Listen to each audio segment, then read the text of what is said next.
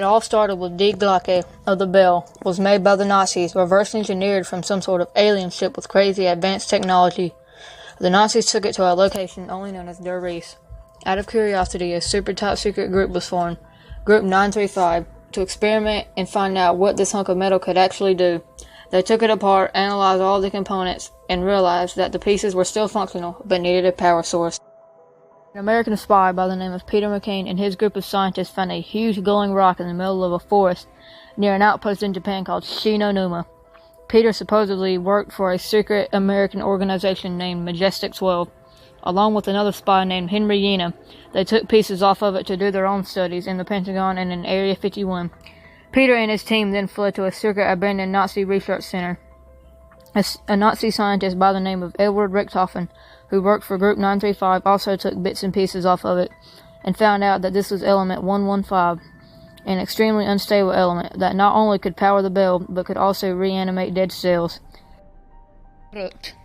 This is where Peter and Henry traveled to. Finding Richthofen there, Peter then sent a distress signal to Majestic 12, which sent a group of Marines in to extract Peter and his team. One of the soldiers was Tank Dempsey, a war hero and brave soldier. After arriving and finding no one was there, the squad all went crazy and eventually died. In the terminal in Black Ops 1, it says one of the soldiers was writing poems about death and zombies, writing Illuminati symbols and dates all over the walls. Dempsey, who was the only survivor of his group, happened to meet Richthofen there.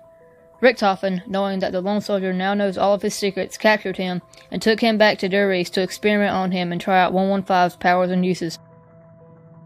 Peter and his team had actually completely gone back to Shinonuma to have a more abundant supply of the element. Now, this is where it gets confusing, so bear with me. You can obviously see a hanging man in the starting area, but no one knows who it actually is. The only clue we have is that this might be Peter, based solely that he was there, and also the other Easter eggs not too many people know about.